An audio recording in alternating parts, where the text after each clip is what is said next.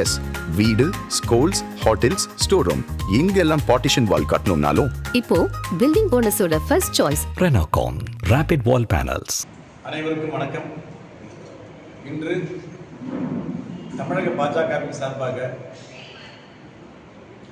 மத்திய பாஜக மோடி அரசின் திருவண்ணாமலை மாவட்டத்தின் சார்பாக இன்றைக்கு திருவண்ணாமலை மாவட்ட தலைவர், தெற்கு மாவட்ட தலைவர் திரு ரமேஷ் அவர்கள் தலைமையில் இந்த பத்திரிகையாளர் சந்திப்பு நடைபெறுகிறது.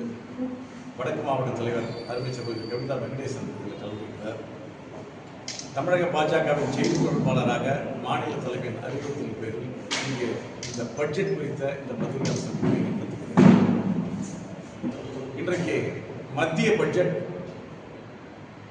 ஒரு வளர்ச்சிக்கான எதிர்கால இளைய தலைமுறையை கவனத்தில் கொண்டு இந்தியா உலக வல்லரசாக வேண்டும், உலகத்தில் தலை சிறந்த முதல்நிலை நாடாக வேண்டும் என்ற அடிப்படையில் மிகவும் திட்டமிட்டு கவனமாக தயாரிக்கப்பட்டுள்ளது. அதாவது திமுக காங்கிரஸ் கூட்டணி அரசு அங்கம் வகித்த போது உலகின் பின்தங்கிய நாடுகளில் 5வது நாடாக இருந்த இந்தியா இன்றைக்கு உலகின் முதல் 5 நாடுகளில் ஒன்றாக இன்றைக்கு வளர்ந்திருக்கிறது. இதுதான் இதனுடைய முதல் வெற்றி. இப்பொழுது 3வது இடத்தை நோக்கி நாம் ஒரு திட்டத்தை வைத்திருக்கிறோம். ஆனால் நம்முடைய இலக்கு விக்சித் பாரத் 2047 இந்தியாவின் முதல்நிலை நாடாக, உலகின் முதல்நிலை நாடாக வர வேண்டும் என்ற அடிப்படையில் தான் இந்த பட்ஜெட் திட்டங்கள் எல்லாமே உருவாக்கப்பட்டிருக்கின்றன. அந்த பல்வேறு திட்டங்கள் குறித்து நான் சொல்கிறேன். ஆனால் முதல்ல ஒரு பட்ஜெட் வந்த உடனே தமிழக முதல்வர் ஸ்டாலின் அவர்கள், அண்ணன் ஸ்டாலின் அவர்கள் முதலில் பட்ஜெட்டை புரட்டி பார்க்கக்கூடாது, படித்து பார்க்கணும். படித்து பார்த்தா தான் ஒரு பட்ஜெட்டில் என்ன சொல்லப்பட்டிருக்கிறது, என்னென்ன திட்டங்கள் உருவாக்கப்பட்டிருக்கின்றன, எதனை அடிப்படையாக கொண்டு இந்த பட்ஜெட் உருவாக்கப்பட்டிருக்கிறது என்பதை அண்ணன் ஸ்டாலின் புரிந்து கொள்ள வேண்டும். பட்ஜெட்டை புரட்டி பார்த்து படிக்காமலேயே வழக்கம் போல குறை சொல்ல வேண்டும் என்று ஏமாற்றம் அளிக்கிறது, பட்ஜெட் ஏமாற்றம் அளிக்கிறது அப்படின்னு சொல்லியிருக்காரு. ஏன் அண்ணன் ஸ்டாலின் பட்ஜெட் ஏமாற்றம் அளிக்கிறது என்று சொல்லியிருக்கிறார் என்றால், இதில் திமுக அரசு ஊழல் செய்வதற்கான திட்டங்கள் எதுவும் இந்த பட்ஜெட்டில் இல்லை. ஏனென்றால் நிர்மலா சீதாராமன் இன்றைக்கு தொடர்ச்சியாக 9வது முறையாக வரலாற்று சிறப்பு மிக்க பட்ஜெட்டை இன்றைக்கு ஒரு பெண்ணாக, தமிழகத்தின் ஒரு அடையாள சின்னமாக இன்றைக்கு நம்முடைய தமிழ் மங்கை, வீரமங்கை இன்றைக்கு நிர்மலா சீதாராமன் 9வது பட்ஜெட்டை மிக திட்டமிட்டு துல்லியமாக இந்தியாவின் வெற்றி இலக்கை நிர்ணயித்து உருவாக்கி இருக்கிறார். இது மோடி மாடல் பட்ஜெட். இந்த மோடி மாடல் பட்ஜெட்டில் ஊழலுக்கு இடமில்லை. திமுக அரசு இதில் எந்த திட்டத்திலுமே ஊழல் செய்ய முடியாது. அதனால் தமிழக முதல்வர் ஸ்டாலின் அவர்களுக்கு இந்த திட்டம் ஏமாற்றம் அளிக்கிறது. இதுதான் இதில் முக்கியமான விஷயம். ஏனென்றால் இந்த திட்டத்தில் நீங்கள் பார்த்தீங்கன்னா செமி கண்டக்டர் வளர்ச்சியை நோக்கி இந்த திட்டம் இருக்கிறது. செமி கண்டக்டர் 2வது இந்தியாவுக்கு 7 ரயில் கொடுத்துருக்காங்க. இன்றைக்கு 7 ரயிலில் 2 ரயில் தமிழகத்துக்கு, ஹைதராபாத் டு சென்னை, பெங்களூர் டு.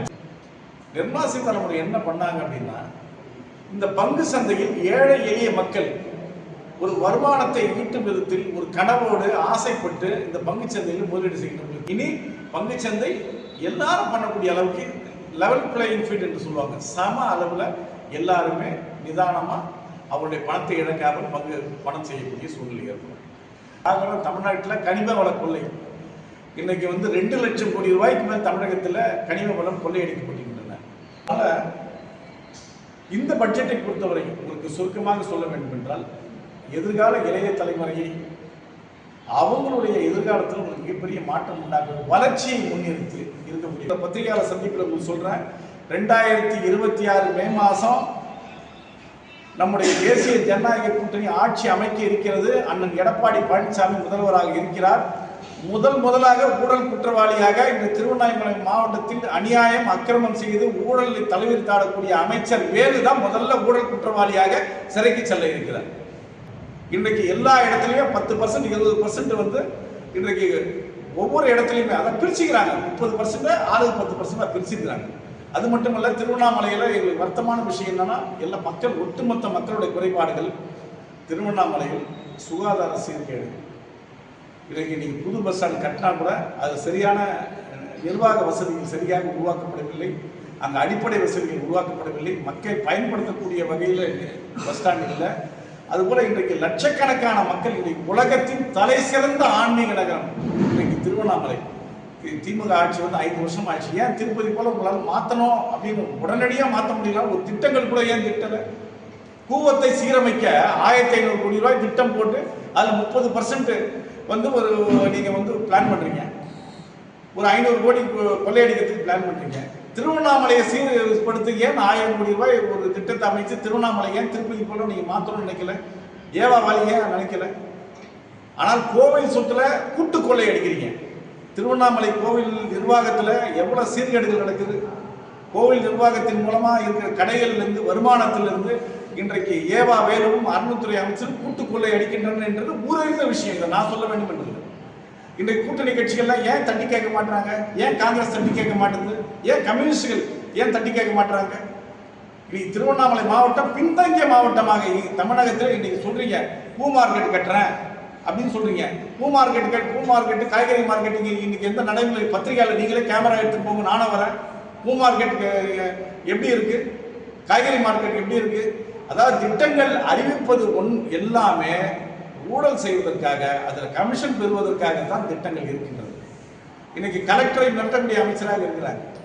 இன்னைக்கு எல்லா திட்டங்களையும் மத்திய அரசு திட்டங்களுடைய எல்லா இடத்துலையுமே இன்றைக்கு வந்து திமுக ஆட்கள் தான் எடுக்கிறாங்க, திமுக ஆட்கள் தான் ஊழல் செய்கிறாங்க. அதுக்கு மாவட்ட ஆட்சி நிர்வாகம் துணை போகிறது.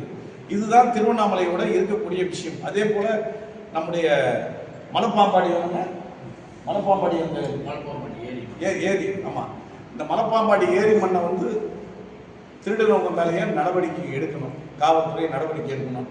அதே போல் வந்து இன்றைக்கு வந்து மிக முக்கியமாக இந்த முறை வந்து என்ன தைரியத்தில் அண்ணன் வேலு இருக்கிறார் அப்படின்னா, எல்லார் வீட்டுக்கும் 25 கிலோ அரிசி டப்பா கொடுத்துட்டோம், அப்படியே நம்ம அரிசி டப்பா கொடுத்து நம்ம அவங்களை ஏமாற்றி கூட்டு வாங்கிக்கலாம் நினைக்கிறார். இந்த முறை மக்கள் ஏமாற தயாராக இல்லை.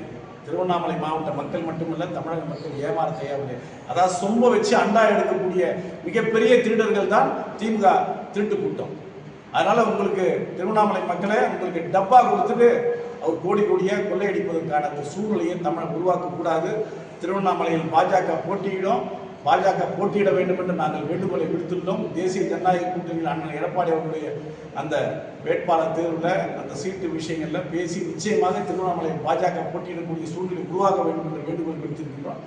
தலைமை வாய்ப்பளிக்கும் போது திருவண்ணாமலையில் நிச்சயமாக பாஜகவுடைய தாமரை மலரும், பாஜக சட்டமன்ற எம்எல்ஏ உருவாவார் என்பதை முன்னாடி நாங்கள் தெரிவிச்சிருக்கிறோம்.